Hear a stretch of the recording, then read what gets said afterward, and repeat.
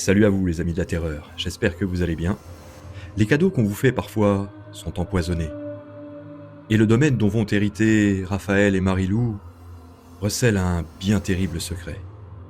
Alors non, c'est pas une histoire de maison hantée ou de fantômes, c'est bien pire que ça. Voici une histoire quelque peu sanglante qui va nous poser un gros dilemme moral. Jusqu'où seriez-vous prêt à aller pour sauver l'amour de votre vie des tentacules griffus d'une abominable créature ? Marie-Lou et Raphaël, deux abonnés de la chaîne, vont devoir affronter le cauchemar que je vous propose aujourd'hui. Merci à Raphaël qui m'a donné de nombreux détails sur son personnage et celui de sa compagne. J'espère que cette histoire va vous faire palpiter. Alors si tout comme Raphaël et Marie-Lou, vous voulez vous aussi incarner un des personnages des prochains échos du crépuscule, eh bien je vous invite à laisser votre prénom, surnom, avec un topo sur votre physique, votre caractère, voilà quelques détails pour faire un personnage complet, et vous serez plongé dans un des prochains cauchemars des échos du crépuscule. Dans la saison précédente des échos, j'ai déjà capturé l'âme d'Arnaud, de Delphine, de Marie, de Joseph, même de ma propre mère, d'Anto, donc si vous voulez participer, eh bien n'hésitez pas à le mettre en commentaire. Notez que vous n'êtes pas sûr d'en sortir vivant et que vous pouvez incarner une innocente victime ou un abominable méchant, comme c'est le cas de mon ami Arnaud dans La Brèche des Fous. D'ailleurs, en ce qui concerne Raphaël, on va avoir du mal à définir s'il est bon ou mauvais, et je vous retrouve à la fin de l'histoire pour vous demander ce que vous auriez fait à la place de Raphaël dans cette situation. Il est maintenant temps que je vous laisse en compagnie de l'héritage maudit avec Raphaël et Marie-Lou. Je vous souhaite de bonnes frayeurs sur la chaîne Sturpy Horror Stories. Notez que la collection des échos du crépuscule va sortir tome par tome dans la librairie Amazon très bientôt en version livre, juste après mon premier roman Macabre Concerto. Bon voyage. Bon, attention, âme sensible s'abstenir sur cette histoire. Je tape le code d'accès sur le pavé digital. Le portail coulisse. Je vais découvrir son secret. Mon odieux grand-père travaillait ici de son vivant, caché dans la végétation de son domaine, dont je viens d'hériter. Des arbres à perte de vue. Il m'a légué son patrimoine à l'unique condition que je veille sur son secret. Encouragé par Marie-Lou, j'ai accepté sans savoir. Une immense maison, 2 hectares de propriété, ça ne se refuse pas. Je vais enfin savoir pourquoi j'ai signé. Dans l'acte de succession, il a écrit qu'il m'avait laissé des instructions, précisément dans ce lieu, au fond du domaine. Un lieu protégé par un enclos en béton. Derrière le portail, je découvre ce qu'abrite cet enclos. Une serre. Voulait-il que je prenne soin de ces plants de tomates ? Je tourne la clé et j'ouvre la porte en verre. Une moiteur chaude me saute au visage en même temps qu'un étrange parfum floral. J'entre, et la chose que je vois dans l'ombre au fond de la serre me fige, me retourne le cœur et l'estomac. Je suis terrifié. Une abomination pareille ne peut pas exister.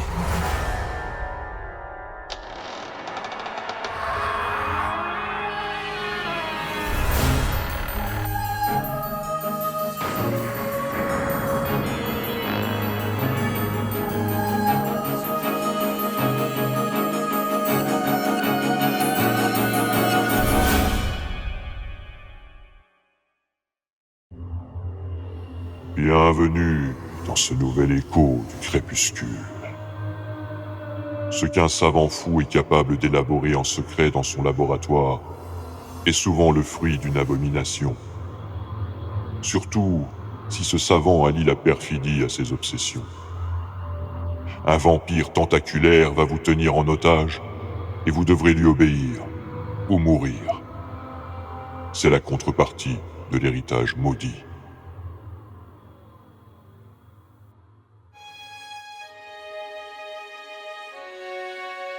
J'ai découvert la serre voilà 5 jours. Il était clairement stipulé dans le testament que seul l'héritier avait accès au code pour y entrer. Ce mystère aurait pu éveiller des soupçons chez le notaire, mais rien ne laissait envisager la sinistre réalité. Marie-Lou ignore encore ce qui se trouve là-bas. Elle finira fatalement par tomber dessus. Elle adore marcher seule dans la nature. Pour elle, cet endroit est un vrai paradis, le petit cocon dont elle a besoin pour se sentir bien. Avant de la faire entrer là-dedans, je dois me débarrasser de cette chose innommable. Seulement, un détail me fait hésiter. Mon grand-père, Quentin Drapec, m'a demandé d'en prendre soin. Même si mes souvenirs d'enfance le concernant me ramènent à l'image d'un homme sec et froid, au croisement entre une hyène misanthrope et une tarentule maniaco-dépressive, je garde en mémoire les meilleurs moments que j'ai pu passer ici. Oui, j'ai des bons souvenirs dans cette maison. Ma grand-mère, Elma, était tout l'inverse de son vieux con d'époux. Avec patience, elle m'a appris à reconnaître les fleurs, à nommer les arbres, les oiseaux, et tout ce que je découvrais dans l'enceinte du domaine quand j'y venais en vacances. Je l'avais surnommée Mamie Cookie. Je sens encore l'odeur alléchante du chocolat cuit quand elle ouvrait le four. Puis je venais d'avoir 15 ans quand on nous a annoncé sa mort. Un arrêt cardiaque. Mon père était effondré. On ne s'y attendait pas. Elma n'avait pas souffert, d'après les médecins, mais cette perte subite avait affecté mon père d'une manière plus profonde qu'il voulait bien le laisser paraître. Durant des années, il s'est inquiété pour mon grand-père resté seul dans l'immense propriété. Mais le veuf s'était retiré du monde et refusait les visites. À chaque tentative de contact, il nous tenait, mes parents et moi, à distance par des paroles blessantes au téléphone. J'ai aujourd'hui 38 ans et je ne l'ai jamais revu depuis l'enterrement de ma grand-mère Elma. Et voilà qu'il me lègue tout ce qu'il possédait, y compris le contenu de cette serre qui, en plus de me terroriser, me pose un dilemme moral que j'ai du mal à résoudre. Quand je suis entré dans la verrière, j'y ai trouvé une étrange installation en allumant les néons. Ce lugubre endroit ressemble à un mix entre une jardinerie et un laboratoire. J'y retourne, une bêche à la main. Cette fois, je ne prendrai pas la fuite. Je vais anéantir ce que j'y ai trouvé. Je pousse la porte. Des tuyaux d'irrigation partent d'une pompe reliée à un réservoir muni d'un cadran thermostatique. Il indique en permanence 37 degrés Celsius. Les tuyaux aboutissent à un large bac rempli de terreau au fond de la serre. Seulement, l'eau qui circule à l'intérieur des canalisations n'est ni translucide, ni incolore. C'est un fluide opaque d'un rouge-vermeil qui fait frémir à travers ce qu'il évoque. Du sang. Prenant racine dans le bac, la plante élancée que j'ai découverte il y a 5 jours se tord vers le plafond de verre. Une sorte de vigne noueuse, criblée d'épines, agrippée à un treillis en bois d'environ 2 mètres. Il a créé ce monstre végétal. Quentin Drapec, le scientifique déchu, le biologiste marginal. Mon ancêtre, cette plante monstrueuse est le fruit de son travail sur lequel je suis censé veiller. Je m'y serais opposé immédiatement si toute la monstruosité de cette chose ne tenait pas dans la même caractéristique que ce qui me la rend difficile à détruire. Car ce n'est pas seulement une plante. Je ne sais par quel procédé mon aïeul est parvenu à cet atroce assemblage, mais j'y vois un croisement inconcevable entre un végétal et un être humain. La fleur qui surmonte son tronc tortueux frémit tandis que sa corolle se déploie lentement dans un léger bruit glutineux. C'est une gigantesque rose dont les pétales s'entr'ouvrent pour laisser apparaître une langue qui s'agite là où il n'y aurait dû avoir qu'un pistil.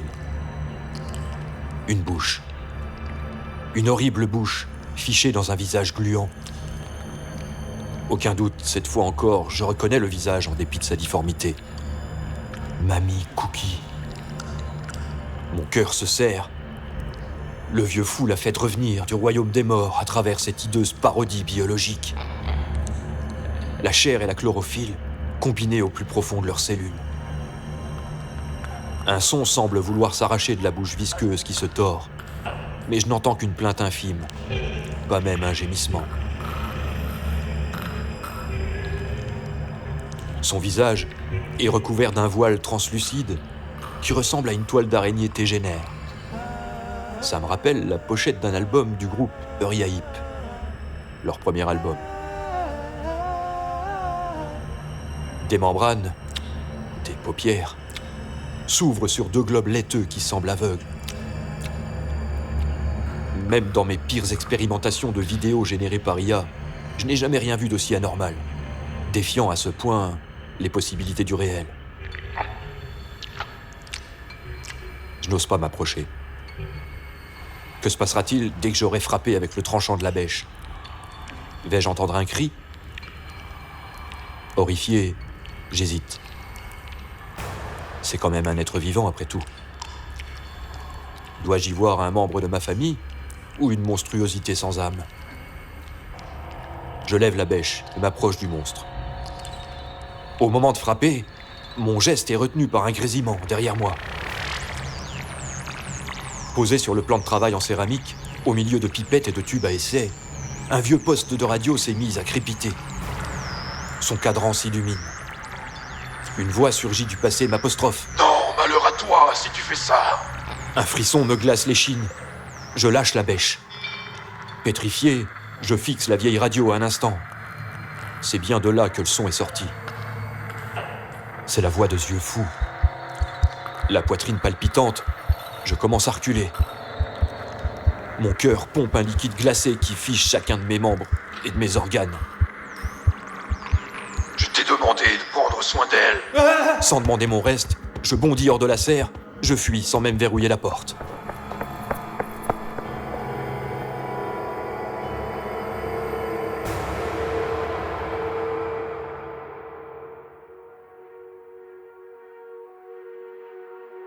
Deux jours sont passés.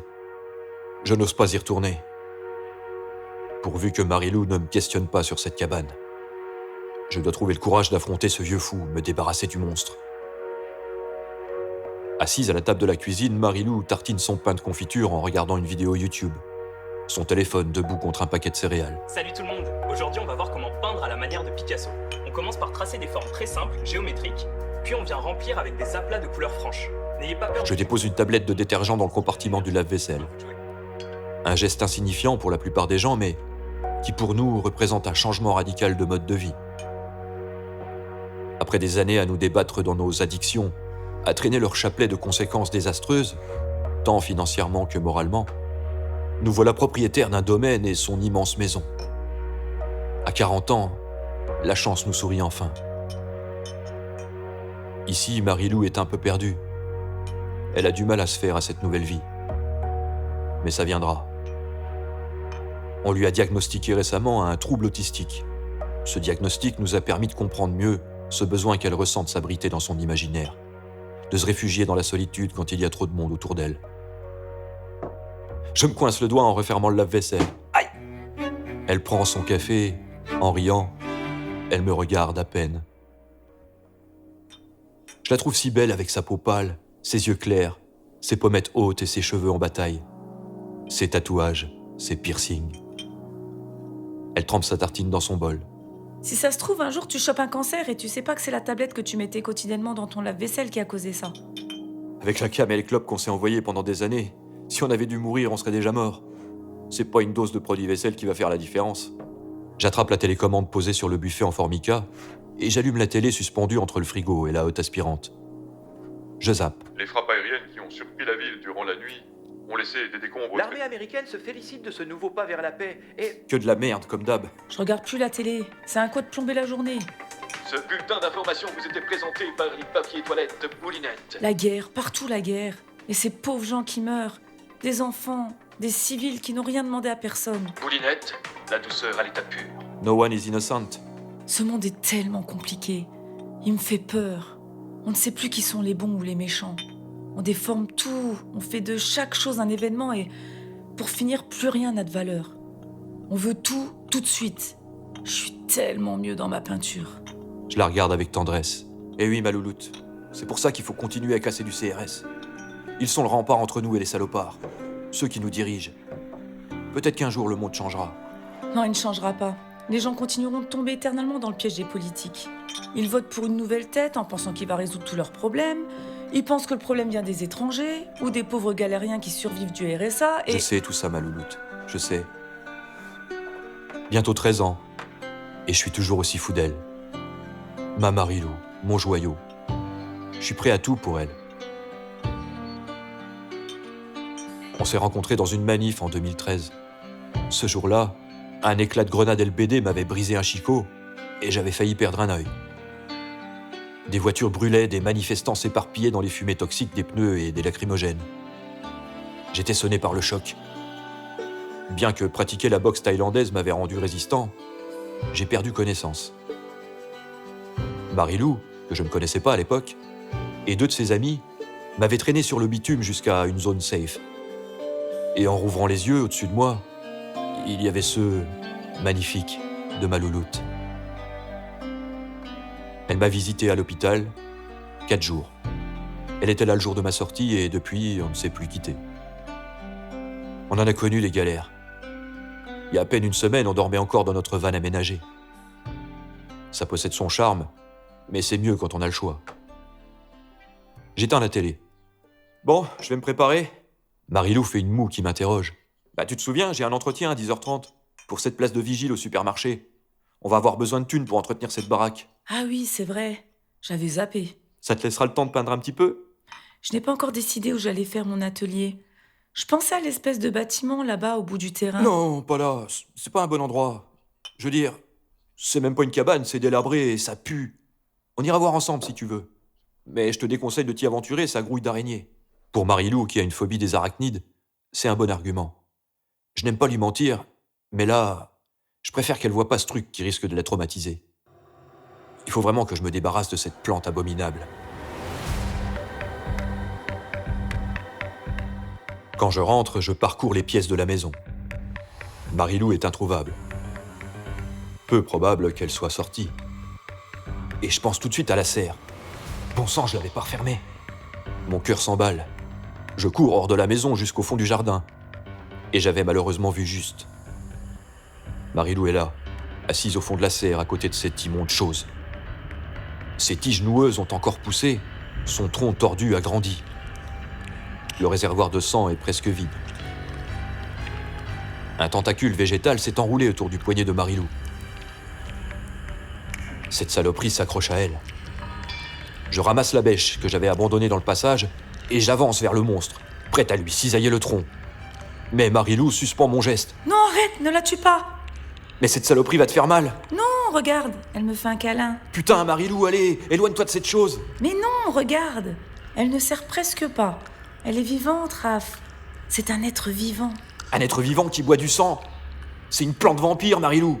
Regarde là-bas, c'est du sang qu'il y a dans ce réservoir. Ce truc est odieux. C'est pas de sa faute. Elle n'y est pour rien si la nature l'a faite ainsi. C'est pas la nature, Marie-Lou. C'est mon putain de psychopathe de grand-père qui l'a fabriqué.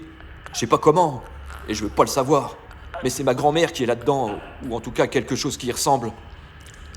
On peut pas laisser vivre un truc pareil. Bien sûr qu'on va la laisser vivre. Je lève la bêche. Non, je la déglingue. Raph, je t'interdis de lui faire du mal. Écoute ce qu'elle te dit. Toi, le vieux fou, ferme-la. Marie-Lou tressaille en me voyant parler avec l'antique poste de radio. Et je suis tout autant terrifié qu'elle.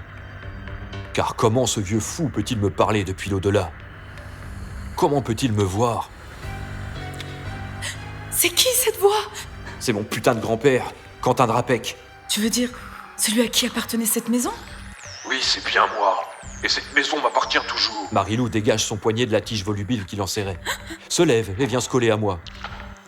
La plante que j'imaginais la traumatiser ne l'effraie pas le moins du monde, mais cette voix surgit de l'au-delà, lui provoque une violente crise de terreur. Elle suffoque en s'accrochant à mon bras, le regard rivé sur le poste de radio dont la lumière jaunâtre du cadran palpite comme un cœur. La porte de la verrière se ferme d'un coup sec, le tintement d'un cliquetis de verrouillage. Nous sommes enfermés. Si vous me laissez périr, vous périrez aussi. Tout autour de nous, sur les vitres, j'entends des grincements. Marie-Lou les entend aussi, elle se recroqueville. La tête entre les bras, elle se réfugie sous l'établi. Une ronce noire émouvante fait lentement glisser ses ramifications griffues le long des carreaux, à la manière d'un éclair se déployant dans le ciel au ralenti. Son ombre obscurcit progressivement la pièce, lézardant la clarté du dehors de ses griffes tendineuses.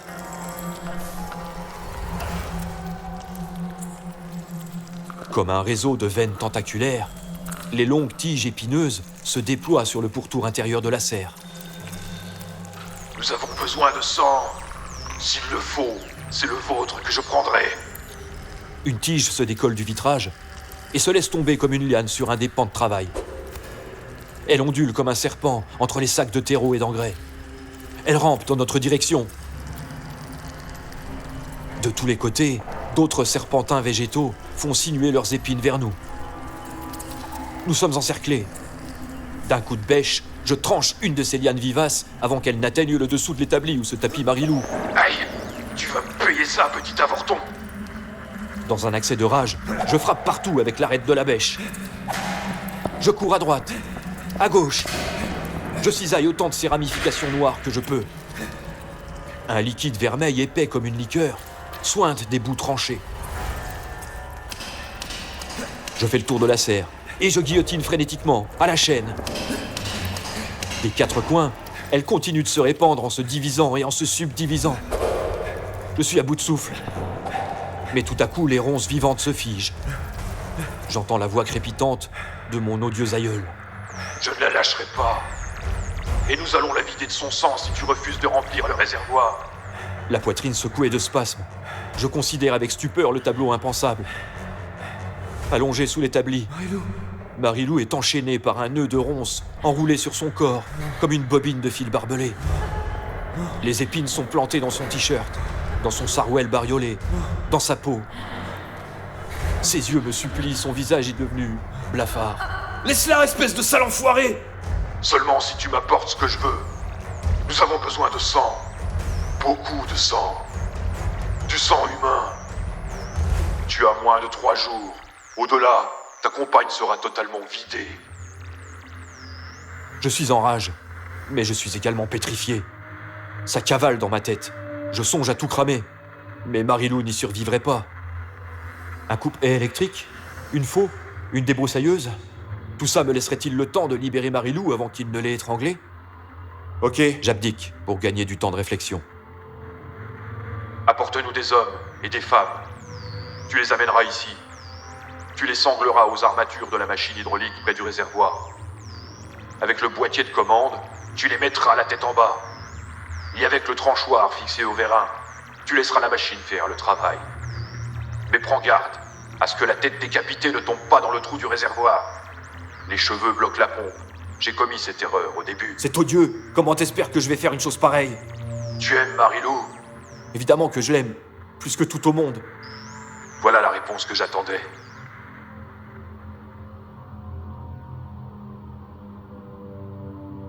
Avant de me laisser sortir de la serre, Drapek m'a lancé cet avertissement. N'essaye pas de me jouer un sale tour. Il me suffit de resserrer légèrement mon étreinte pour lui ôter la vie. Souviens-toi de ça. Les pompiers pourraient-ils faire quelque chose? Mais en les voyant rappliquer, le vieux tuerait sûrement Marilou. La vie d'un inconnu contre celle de Marilou. Je maudis ce vieux fou de me contraindre à un tel choix. Toutefois, je ne supporterais pas d'avoir laissé mourir ma louloute, mon joyau, la femme de ma vie. J'ai moins de 3 jours. Pourquoi choisir une personne plutôt qu'une autre? J'ai laissé le van sur un parking. Je rôde dans les rues de Poissy, à 30 km de Mornon-Beu. Une angoisse me serre le ventre. Comment dois-je m'y prendre? Accoster les gens et leur proposer de venir se faire décapiter, en tout bien tout honneur? Les attirer par la ruse? Par la force? Les endormir, les bâillonner? Les ligoter? Je suis incapable de faire une chose pareille. Ce vieil enfoiré a mis des gens à mort pour maintenir son odieuse création en vie. Et maintenant, où sont-ils ces gens? Où sont leurs corps? Et leurs familles en deuil? Ma mémoire fait soudainement le lien avec certaines affaires de disparition, relatées dans les journaux et sur les réseaux. Des victimes de mon salopard d'aïeul? Comment faisait ce vieux salaud pour attirer puis sacrifier ces personnes? Pour ma part, je ne peux pas m'y résoudre. Mais je ne peux pas laisser mourir Marilou. J'écrase une larme sur ma joue d'un revers de la main. Le dilemme me désespère, je me sens terrassé par l'impossible choix. Je regagne le camion et je rentre. Allongé sur le sol de la serre, Marilou hoquette. Je lui tiens la main. Le reste de son corps est bardé de ronces noires qui s'agrippent à elle comme un nœud de griffes. Ça me fait mal, Raph. Comme des milliers de piqûres. Des baisers de méduse. Tu te souviens des méduses? Ouais, je me souviens. La mer Méditerranée. Elle t'avait pas loupé? Son visage est presque bleu. Exsangue. Écoute, ma louloute. Je peux pas. J'arrive pas à me résoudre à tuer des gens. Ne le fais pas. Après moi, il n'aura plus personne et il crève. Aïe! Il se resserre! Es-tu bien sûr que c'est ce que tu veux? Libère-la, enfoiré! Tu vois pas qu'elle souffre? Moi aussi je souffre. Tout le monde souffre. Et tu verras ce qu'est la souffrance quand tu auras perdu la personne que tu aimes le plus au monde. Si tu veux la sauver, il te reste moins de 48 heures. Combien de personnes t'as assassiné, vieil enfoiré? La survie d'Irma a nécessité des hectolitres de sang. La mienne aussi. Je te laisse faire le calcul. On est arrivé à épuisement du stock. Je me lève et je sculpte la pièce. Je repère des fils partant du poste de radio jusque sous le bac nutritionnel où se déploie la plante humaine. Mamie Cookie. À côté de la base de son tronc, je remarque un minuscule germe, à peine plus gros qu'une larve de papillon. C'est noir et ça palpite comme un cœur. Le vieux s'est cloné avant de mourir, sous la forme de cette bouture infâme. Ce que je vois n'est que la partie émergente. Les tentacules végétaux qui tiennent Marilou captive passent par-dessous le bord du bac et prolongent leur réseau sous le sol de la serre. Ce vieil enfoiré s'est déployé comme une racine sans fin sous la terre et pourrait bien bouffer le monde entier en se propageant hors des murs. J'ai créé le miracle par la magie des cellules. Une chose dont nul n'avait été capable avant moi. J'ai incarné mon esprit dans les molécules. Mon corps de chair est mort, mais je survivais déjà sous ma forme végétale avant qu'on enterre ma dépouille humaine. Et je suis encore plus fort maintenant. Et encore plus infect que de ton vivant. Je suis vivant. Non, tu n'es qu'une parodie de vivant. Tu n'as même pas de cerveau. Cet organe inutile, pourquoi faire? Tu vois bien que je suis capable de penser et même de parler sans le fardeau encombrant d'une carcasse d'os et de viande. J'ai juste besoin du nutriment. Puisque tu peux t'étendre et emprisonner tes proies, pourquoi ne vas-tu pas les capturer toi-même? Quand je serai suffisamment développé pour élargir mon périmètre de chasse, alors je subviendrai à nos besoins. Oui, je le ferai. Mais pour grandir, j'ai besoin de toi. Ensuite, j'atteindrai mon autonomie. Tu seras libéré du fardeau de nous nourrir. Fais-le pour ta grand-mère. Regarde-la, elle est incapable de chasser elle-même. Comme de ton vivant, tu la tiens sous ton emprise. Tu ne sais rien, petite raclure. J'aime Irma au-delà de ce que tu peux imaginer.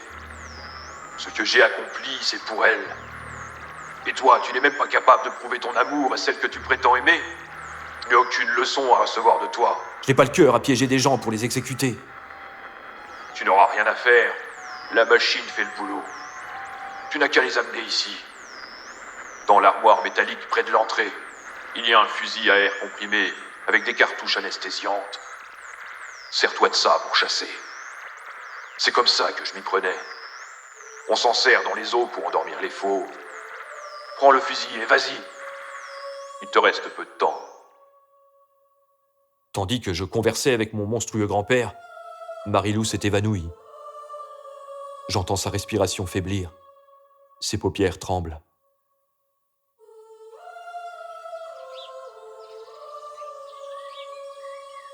L'homme que je tiens dans ma lunette de fusil est assis sur une station de pêche au bord d'un étang. Il est seul. Une bière à la main, il somnole à côté de sa ligne, soutenue par une fourche. La canne à pêche frétille, mais il ne relève pas son menton affalé. Ma flèche s'est piquée dans sa veste de treillis, juste en dessous de l'omoplate. J'ai attendu qu'un promeneur s'en aille, puis j'ai tiré. Maintenant, les mains moites, j'hésite à me mettre à découvert pour aller embarquer son corps qui commence à pencher dangereusement vers les eaux troubles de l'étang. Sa poigne s'est décontractée, la canette de bière tombe dans l'eau. Je fonce, je chope l'homme par les aisselles et le tire jusqu'au camion garé en contrebas à l'abri des regards. Ses bottes en caoutchouc raclent l'herbe jonchée de branches cassées. Je le hisse dans la soute. J'attache ses poings et ses chevilles avec des colliers en plastique. Je suis en nage. Je grimpe dans la cabine de pilotage et je démarre.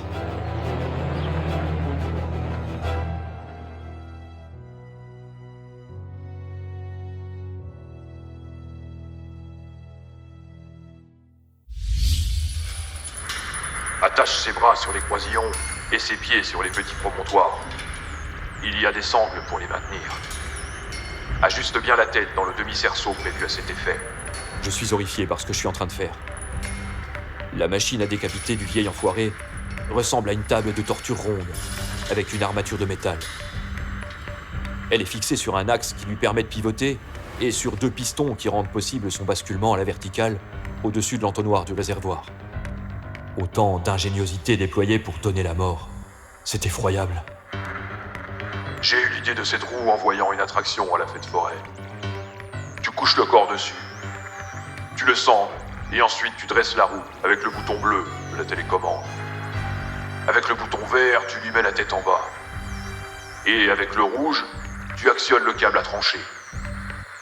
Ajuste les cale-pieds avec les petites crémaillères pour que le coup tombe bien en face de l'encoche. Sinon, le filament risque de couper trop haut ou trop bas. Je n'ai pas encore terminé la première étape que le type commence à sortir de sa léthargie. Je suis parvenu à lui attacher un bras, et tandis que j'essaye de passer son 2e poignet dans la sangle en cuir, il résiste. Ses yeux papillotent et il gémit. J'engage un bras de fer qui aboutit à un craquement de son épaule qui le réveille complètement. Tu fais quoi, toi? Je panique, je le lâche, je recule. Forçant sur son bras gauche prisonnier, le pêcheur s'étire et tente de m'asséner un coup de poing. Il frappe dans l'air pour me tenir à distance. Ça me rappelle les tournois de boxe thaï auxquels je participais avant de rencontrer Marilou. Mais le combat, cette fois, est inégal. Je pourrais l'assommer d'un crochet. Seulement, frapper un homme sans défense me répugne. À présent, sa main droite tire sur la lanière en cuir pour essayer de libérer la gauche. Dépêche-toi de le neutraliser. Tu tiens tant que ça à te retrouver en prison? S'il s'échappe, c'est ça qui va t'arriver. Et ta jolie mourra. Je jette un regard désespéré en direction de Marilou, toujours inanimée. Relâcher l'homme, c'est la condamner. Il est parvenu à se libérer. Il pivote sur le bord de la roue et se met debout de l'autre côté. Protégé par l'engin de torture entre lui et moi, il est néanmoins coincé dans l'angle de la serre par le réservoir qui lui bloque le passage vers la sortie. S'il veut passer, il devra sauter par-dessus la roue et m'affronter. Il me scrute avec un mélange de curiosité et de stupeur. Tu veux quoi, mec? C'est quoi cet endroit? Tu voulais me faire la peau, c'est ça? On va s'expliquer, toi et moi. Autour de sa gorge, la ronce s'est enroulée. Et lorsqu'il tire pour se dégager, du sang se met à perler. Son visage se gonfle et rougit. Il suffoque. Puis d'autres tentacules rampent et grimpent sur ses jambes et ses épaules, glissent sur ses flancs et l'enserrent en plantant leurs épines dans son épiderme. Le regard éperdu du pêcheur me transperce, alors que sa peau se déchire sous l'étreinte aiguë de l'hybride végétal. Il faut tout faire soi-même. Tu n'es qu'un incapable. Laisse-la partir, sale enfoiré. T'as eu ce que t'as voulu. Ça te donne un peu de répit. Mais si le réservoir n'est pas plein dans 3 jours, la petite mourra.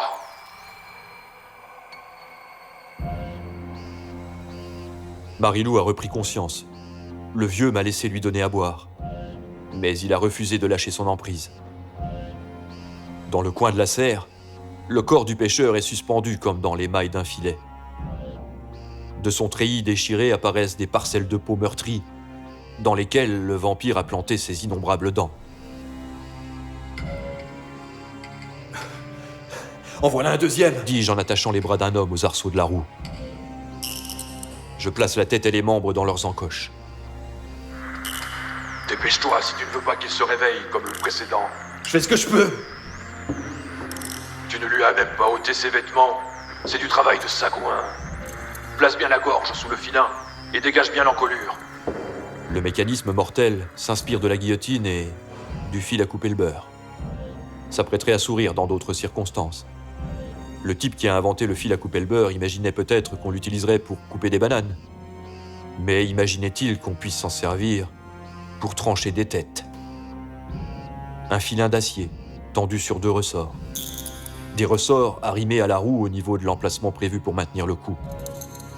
De sorte qu'en position ouverte, la gorge du pauvre type se trouve calée sous le couperet, prête à claquer tel un piège à rats. Marilou a refermé les yeux. Et ce n'est pas plus mal, car je n'ai pas envie qu'elle me voie faire ça. Je sangle les chevilles de la victime, un chasseur d'environ 45 ans. Je l'ai tiré comme un lapin pendant qu'il planquait dans son abri en lisière de forêt. Cheveux noirs, moustache gauloise, et vêtu d'un treillis tout comme le pêcheur. J'attrape le boîtier de commande accroché à une charpente. Ça me rappelle les ponts coulissants qu'on utilise dans les usines pour transbahuter les matériaux lourds. J'appuie sur le bouton bleu et des vérins s'activent, dressant la roue à la verticale. L'homme de Vitruve en treillis ouvre soudain les yeux. Vision macabre du dessin célèbre de Léonard de Vinci. Cet homme encerclé, bras et jambes écartés comme un pentagramme. Logo d'une boîte intérim dont j'ai oublié le nom. Sauf que cet homme de Vitruve-là m'insulte copieusement, tandis qu'il recouvre ses esprits. Putain de bordel de merde! Détachez-moi de ce truc, espèce de malade! J'appuie sur le bouton vert et il se retrouve la tête en bas. Et putain, arrêtez ça! Putain! Je murmure, Désolé. J'ai pas le choix. mais il ne m'entend pas. Utilise les flèches pour guider la roue au-dessus du réservoir. La roue coulisse sur le rail fixé aux charpentes en acier du plafond. Exactement comme dans une usine ou dans un abattoir à poulets. Je dirige l'engin de mort vers le réservoir et le place au-dessus de l'énorme entonnoir en inox. Le visage renversé, qui maintenant me supplie, Pitié! paraît sourire. Une grimace inversée par l'horrible miroir de la mort. Laissez-moi partir! J'appuie sur le bouton rouge et j'entends les ressorts claquer. Tandis que le filin fend la glotte du chasseur, je détourne le regard. Je me bouche les oreilles pour ne pas l'entendre hurler. Mais il n'en a pas eu le temps. Encore. Il en faut beaucoup plus pour remplir le réservoir. À raison de 5 ou 6 litres de sang par personne, combien va-t-il falloir que j'en tue pour remplir cette citerne de 300 litres? Au moins une 50aine. C'est au-dessus de mes forces. Non, je suis désolé, je peux plus. Il est trop tard pour reculer maintenant.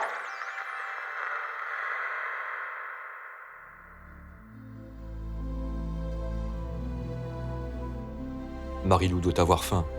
Je lui apporte à boire et à manger. Elle refuse d'avaler quoi que ce soit. Je souffre de la voir comme ça, emmaillotée dans le faisceau qui lui lacère la peau. Elle est consciente, mais dans son regard, je perçois qu'elle s'est réfugiée ailleurs, tout au fond de son esprit. Elle est si sensible.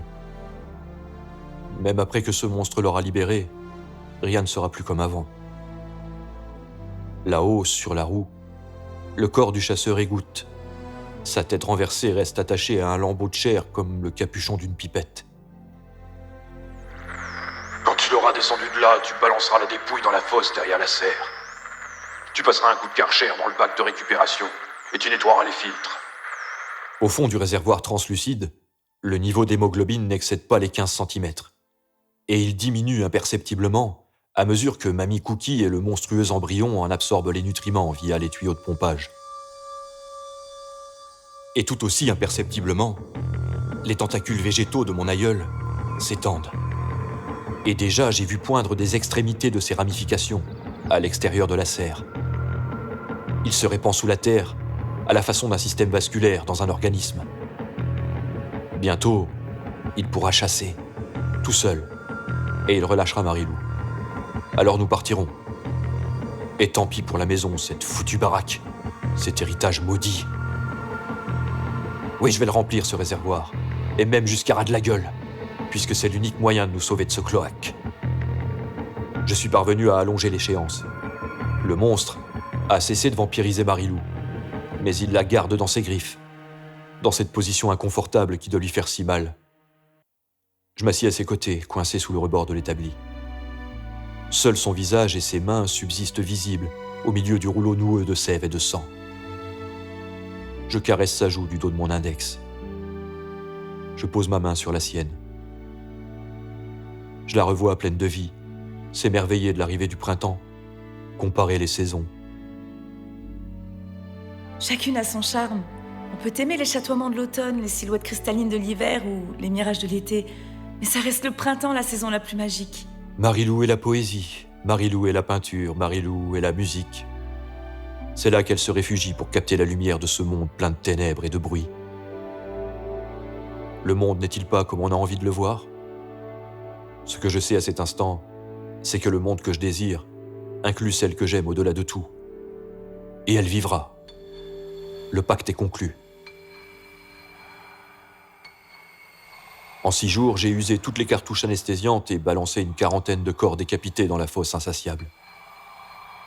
De cette brèche insondable, qui semble sans fond, émerge une effroyable odeur de putréfaction, et des milliers de mouches s'en échappent lorsqu'on soulève la plaque en fonte. Un égout à cadavres. Là-dedans doivent se décomposer également tous les macabées balancés par mon psychopathe de grand-père au fil des années.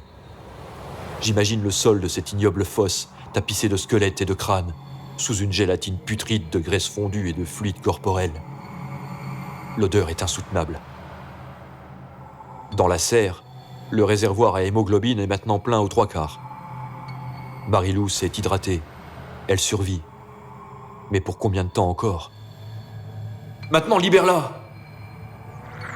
Pas encore. Le réservoir n'est pas plein. Jusqu'à présent, j'ai commis ces horribles crimes sans être inquiété. Mais une enquête est lancée et les flics finiront par trouver des indices, des témoins. On ne fait pas disparaître 40 personnes sans que ça se remarque. Surtout dans un périmètre restreint. Je réalise avec effroi que je suis devenu le pire tueur en série qui n'ait jamais existé en France. Un monstre. Et je m'apprête une fois de plus à frapper. Non, je n'y ai pas pris goût. Mais j'ai développé une forme de détachement qui me déconnecte de mon empathie.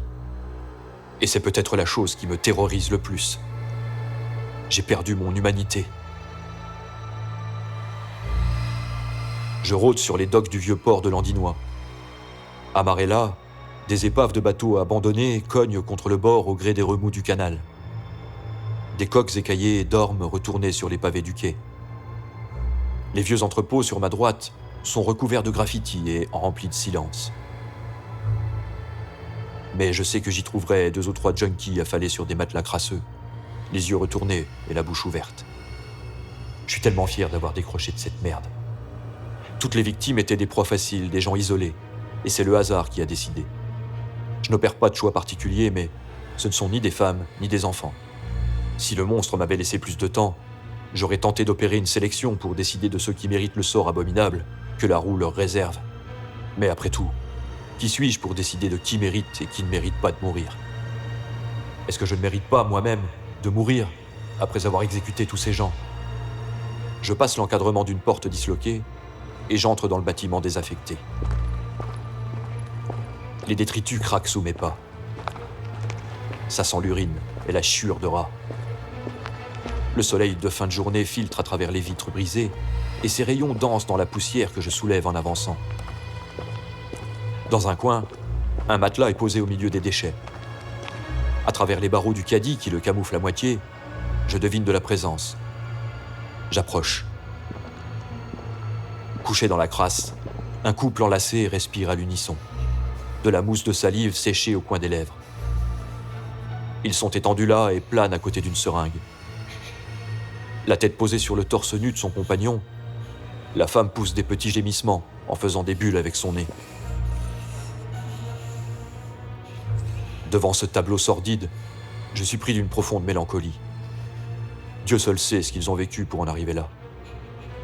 Témoignage d'un monde malade auquel certains naissent inadaptés. On n'a pas toujours la force d'être féroce dans un monde qui exige de ne pas se faire bouffer tout cru. Alors on fuit, chacun comme il peut. Et ces deux-là me renvoient au miroir de notre passé, à Marie-Lou et moi. Ils sont sans défense. Sans doute personne ne s'inquiétera de leur disparition. Pas de témoin. Mais je repars, avec les larmes aux yeux et une nausée qui me remue l'estomac. Ils me ressemblent trop.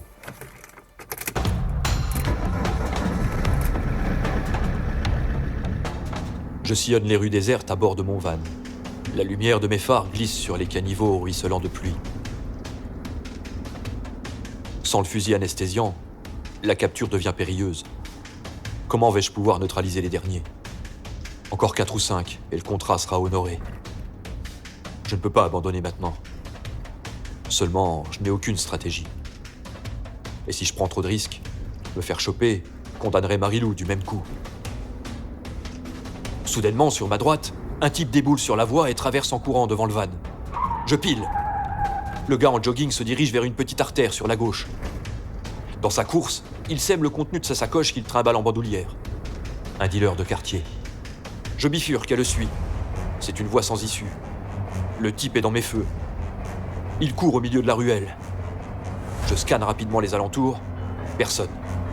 J'appuie sur l'accélérateur et le fauche. Il est projeté 3 mètres plus loin en roulé-boulé sur le tarmac trempé. Je saute du van et j'ouvre les portes arrière. Je tracte son corps dans la soute, je le ligote. Sa casquette est coincée sous ma roue. Au moment où je referme les battants...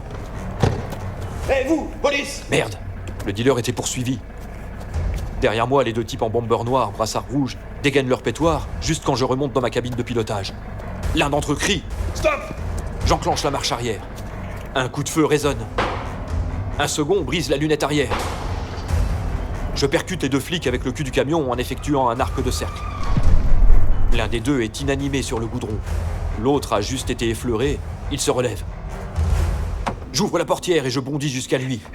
Je le désarme d'un coup de pied latéral et la somme de 3 crochets successifs et un uppercut. Je les hisse à l'arrière après les avoir attachés. Dans l'intervalle, des lumières s'allument aux fenêtres et des volets s'ouvrent. J'entends une sirène. Je démarre sur les chapeaux de roue. La peur au ventre, je sors en trombe de la ruelle. 2 flics, 2 coups de feu.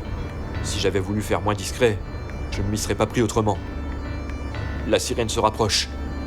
Le bleu d'un gyrophare flash sur les façades. Je suis foutu.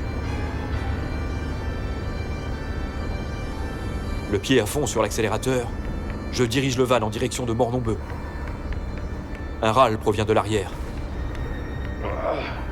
Putain, il y en a un qui se réveille. 3h50 du matin. Les lignes blanches défilent. Je croise quelques voitures. Le gyrophare ne m'a pas suivi. Ma tête bourdonne. Un des 3 types s'est mis à gueuler. Kidnapper un flic, ça va vous coûter cher, mon gars. Hé, vous entendez? J'arrive au portique électrique du domaine. Il se referme derrière moi. T'entends ce que je te dis? Je roule jusqu'au fond du sous-bois. Je stoppe à côté du blocos abritant la serre. En ouvrant les battants arrière du van, je ramasse un coup de pied dans la poitrine. Toujours attaché, le flic que j'avais mis KO a levé ses jambes et ses pieds joints me percute avec la force d'un bélier. On est des flics! Là, t'es mal! Tu vas pas t'en sortir! Je tente de le neutraliser, mais il se tortille dans ses liens, et ceux qui retenaient ses poignets finissent par craquer. Salopard d'enfoiré! Le flic tombe du van, il rampe sur ses coudes. Où espère-t-il aller? J'attrape le cric accroché dans la portière arrière et lui en flanque un coup sur la nuque. Il s'effondre face contre terre. Le monstre que je suis devenu m'horrifie. Mais il est trop tard maintenant pour revenir en arrière. Je traîne les corps un par un à l'intérieur de la serre. Ce faisant, je remarque des tiges épineuses sortant du sol tout autour de la verrière. Des ronces noires qui s'accrochent comme du lierre aux arbres environnants. Le vieux se répand désormais à l'extérieur. Marilou gémit, s'agite. Chacun de ses mouvements lui lacère le corps. Les griffes entortillées autour d'elle se sont légèrement relâchées, mais elle reste prisonnière du psychopathe végétal envers lequel ma haine s'est décuplée. Je place le dealer sur la roue. Il ne respire plus. Celui-là est mort. Le sang va mettre du temps à s'évacuer. C'est du travail de sacouin. Tu pourras bientôt faire le travail toi-même, vieux fou. Ne m'insulte pas, ou je mets fin à notre contrat. La rage au ventre, je m'acquitte de mon odieux stache. Le dealer met effectivement du temps à se vider et sa tête est tombée dans l'entonnoir. Il faut la retirer ou ça va boucher le siphon.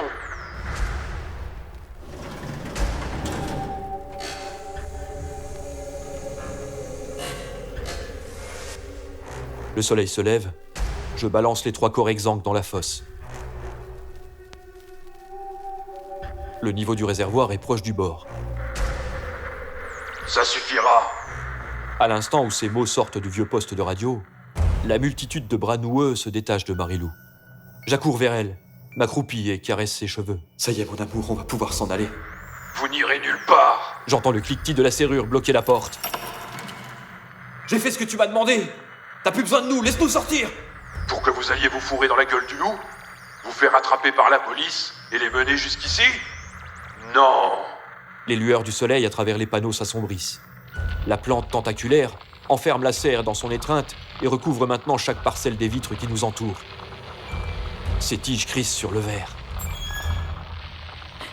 Il se resserre sur moi.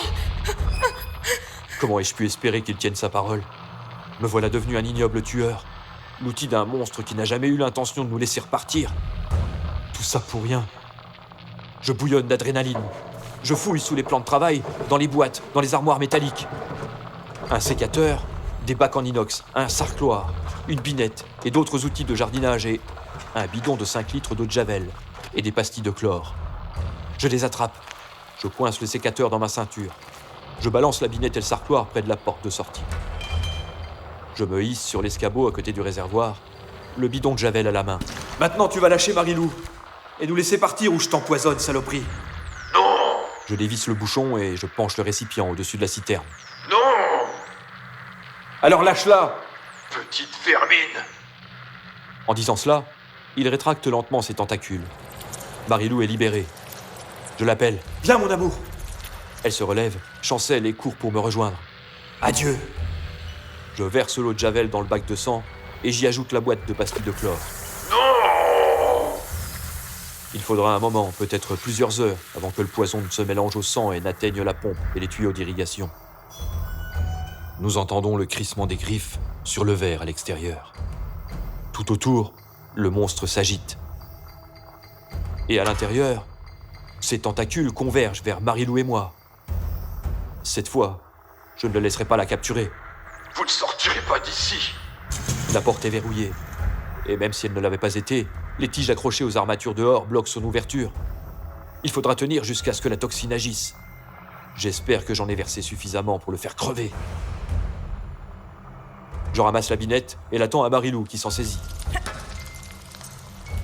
Rampant sur le sol, sur les carrelages et les plans de travail, sur les armatures du plafond, les appendices végétaux s'allongent et se tordent en pointant vers nous. Je m'avance, et d'un coup de sécateur, j'en sectionne 3 qui étaient les plus proches. Une autre tombe du plafond sur l'épaule de Marilou. Je la tranche. Ça sointe comme un petit vaisseau sanguin. Sale petit con. Sans moi, tu ne serais même pas né. Je vais te ramener où tu aurais dû rester. Dans le néant, toi et ta petite peste. Avec l'arête tranchante de la binette, Marilou coupe les serpentins qui s'agrippent à ses chevilles. Mais ils sont trop nombreux. Les ronces nous submergent. Et partout sur mon corps, je sens le fourmillement de leurs pointes qui me labourent la peau. Le vampire végétal s'entortille. Comme de fins serpents vicieux, ça s'enroule autour de nos coups, nos jambes, nos bras. Ça s'accroche sous nos aisselles. Ça nous meurtrit les côtes et nous écorche le visage. Marilou lâche son outil et je laisse tomber le sécateur. Nous voilà emmaillotés comme les proies d'une araignée dans sa soie étouffante. Et nous basculons à l'horizontale. Je peux sentir mon sang s'échapper par les cannelures des petites dents plantées sur toute la surface de mon corps, à travers les vêtements. Je suis retenu en lévitation, comme par des tendeurs, à 1 mètre du sol. La force prodigieuse de la plante meurtrière empêche tout mouvement. Je savais que je n'aurais pas dû te faire confiance. Regarde ta pauvre grand-mère. Tu l'as tuée. Petite vermine. Vermine. La tension tout à coup se relâche. Les mailles qui me tenaient se desserrent et je tombe au sol. La plante empoisonnée se fige. Elle n'offre plus de résistance. Mais je peine à me dégager de son emprise. Quand j'y suis parvenu, je libère Marilou, évanouie. Nos corps ne sont plus que plaies et griffures. Je fracasse le verre de la porte avec le manche du sarcloir. Et je porte Marilou hors de cet enfer. Les ronces noires que je croise sur le parcours jusqu'au camion remuent encore légèrement. J'installe mon amour sur la couchette. Avant de démarrer, je retourne dans la maison récupérer le maximum de nos affaires. Je trouve l'alcool à brûler et les allumes barbecue.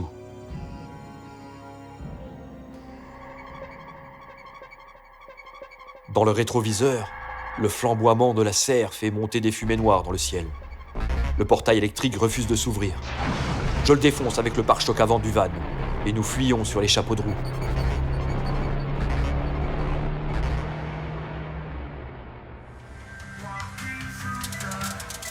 De l'autre côté du comptoir, le caissier de la station-service me dévisage. Dites donc, vous êtes battu avec une tigresse? Je ne réponds rien. Je paye pour mon plein de gasoil, les boissons et le journal.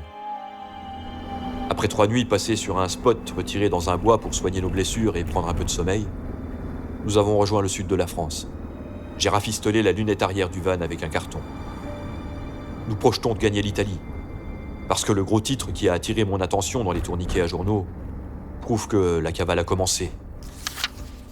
Alertés par un incendie, les pompiers découvrent un charnier. Près d'une centaine de corps en décomposition viennent d'être retrouvés. Ils avaient été jetés dans une fosse dans une propriété de la commune de Mornombeu. Les propriétaires, soupçonnés d'être à l'origine du carnage, sont vivement recherchés par la police. C'est effectivement un couple d'une quarantaine d'années qui aurait pris la fuite après avoir incendié les lieux du crime. Appel à témoins et mandat d'arrêt ont été lancés à l'encontre de Marilou F. et Raphaël D. Voir photo ci-dessous. La police scientifique et les spécialistes ont mentionné des... On est foutus, Raph. Toi, tu n'as rien à craindre. C'est moi qui ai commis ces meurtres et je te protégerai si on est arrêté. Je veux pas qu'on te mette en prison. Qu'est-ce que je deviendrais sans toi? On file en Italie. Là-bas, personne ne nous connaît. Et s'il le faut, on poussera jusqu'au pays de l'Est. Allez. J'ai peur, Raph. Mais non, allez. Tu es ma guerrière de l'amour. Elle sourit tristement tandis que je démarre et quitte le parking de la station-service. Je m'inquiète pour elle. Et aussi pour moi. Car ma conscience me rattrape et mes nuits sont hantées par les fantômes de ce que j'ai commis par amour pour elle. Je crispe mes mains sur le volant. Je revois les cadavres, les corps dégoupillés qui égouttent la tête en bas. J'entends leurs supplications, le gargouillement de leur gorge quand le couperet l'ouvrait en deux. Tous ces rêves atroces me tiraillent en permanence, même quand le soleil brille comme aujourd'hui. Tandis que nous avalons des kilomètres, ma tête bouillonne de remords et je sais que ça me poursuivra jusqu'à la mort. Nous faisons halte sur une aire d'autoroute. Nous descendons nous dégourdir les jambes et soulager nos vessies. Là-bas, j'aperçois une voiture de police. Et sur la table de pique-nique en béton, 2 flics en uniforme grignotent un sandwich en discutant. De là où ils se trouvent, ils ne peuvent pas voir le van, parqué derrière une haie.